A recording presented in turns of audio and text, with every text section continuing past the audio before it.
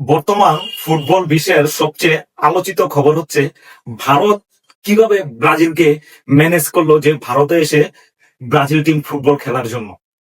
এটা কিন্তু খুবই গুরুত্বপূর্ণ একটা বিষয় এবং এটা কিন্তু মানে আলোড়ন সৃষ্টি করার মতো। ভারতের সাথে আগামী অক্টোবর মাসের 3 তারিখে ভারত এবং ব্রাজিল কলকাতার সল্টলেক স্টেডিয়ামে প্রীতি ম্যাচটা খেলবে। আর ভারতের ফুটবল স্টেডিয়ামের মধ্যে সবচেয়ে বড় হচ্ছে কলকাতার সল্টলেক স্টেডিয়াম। যাই হোক, কথা এটা না, ভারত কিভাবে ম্যানেজ করলো। ভারতে আসার আগে অস্ট্রেলিয়ার সাথে 2টা প্রীতি ম্যাচ খেলবে ব্রাজিল, কিন্তু ব্রাজিল চাইছিল যে দক্ষিণ এশিয়ার মধ্যে কোনো একটা দেশের সাথে একটা প্রীতি ম্যাচ খেলবে। আর ব্রাজিলের টিমকে তো আপনার এত সহজে তো আনা জানা, অনেক টাকা পয়সার ব্যাপার, এত ব্যয়বহুল টাকা কোন দেশ খরচ করবে, এগুলো তারা চিন্তা ভাবনা করতেছিল। যখন ভারতও চিন্তা ভাবনা করতেছিল যে ব্রাজিলকে আনবে, যখন একে একে দুই মিলে গেল, তখন দুই দেশের মধ্যে একটা প্রীতি ম্যাচের সম্ভাবনা হয়ে গেল।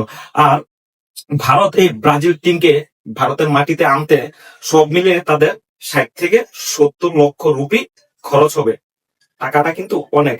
এটা কি তাদের ব্রডকাস্ট চ্যানেল গুলা বা তাদেরকে যারা করবে ওই চ্যানেল গুলা কি আপনার তারপর আপনার যারা স্পন্সর করবে তাদের কি পোষাবে, এই সব কিছু মিলেই কিন্তু চিন্তা ভাবনা করে কিন্তু ব্রাজিল টিমকে আনা। হয়তো এটা তাতে পুষে যাবে, যদি না পুষতো তাহলে তো আর এত টাকা খরচ করে ব্রাজিল টিমকে আনতো না। এখন এই জায়গায় কিভাবে মানে ব্রাজিল ব্রাজিলের এত ভক্ত ভারতে, এটা 1977 সালে 24 সেপ্টেম্বর যখন পেলে ভারতে এসেছিল, তখন তিনি এসে বুঝেছিলেন, তিনি একটা ম্যাচ খেলেছিলেন। ওই ম্যাচটা 2-2 গোলে ড্র হয়েছিল মোহনবাগান আর হচ্ছে যে ইডেন গার্ডেনের মধ্যে। ওই ম্যাচটা খেলেছিলেন তিনি। তো ওখান থেকেই তিনি বুঝেছিলেন যে এই ভারতে ব্রাজিলের অনেক সাপোর্টার আছে। এই সাপোর্টারের কারণে তিনি যে বলেছিলেন। এখন ব্রাজিল অনেক বছর ধরে চিন্তা ভাবনা করতেছিল যে আসলে ভারতের সাথে একটা ম্যাচ খেলবে, যেহেতু একে একে দুই হয়ে গেল। আর দেখেন আমাদের পাশের দেশ যখন আপনার ক্রিকেটে বলেন, ফুটবলে বলেন, হাডুডু বলেন, তারা তত এগিয়ে যাচ্ছে, আর আমাদের দেশ কোথায় পড়ে আছে। আপনারা একটু কমেন্টে জানাবেন যে আমাদের দেশ কোথায় পড়ে আছে, এটা আমি বলবো না। আর আমরা আছি মানে কিভাবে কি নিয়ে পাই বকর চকর এটা নিয়ে যে পড়ে আছে। যাই হোক, বাংলাদেশ যদি মন মানসিকতা ভালো থাকে তাহলে কিন্তু আরো উন্নত করবে।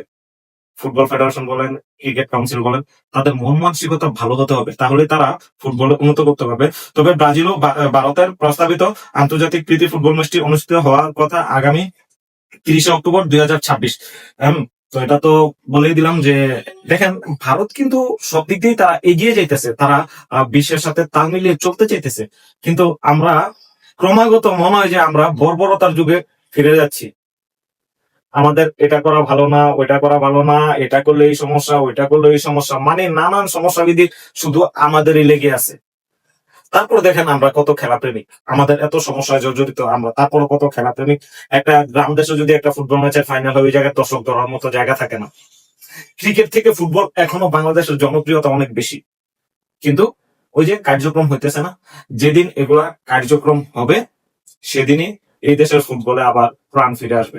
দেখেন আমাদের বর্তমানে ন্যাশনাল টিমে কত ভালো ভালো প্লেয়ার যারা ইউরোপের বিভিন্ন দলে খেলে, অথচ আমরা তাদেরকে ঠিকঠাক মতো কাজে লাগাইতে পারতেছি না।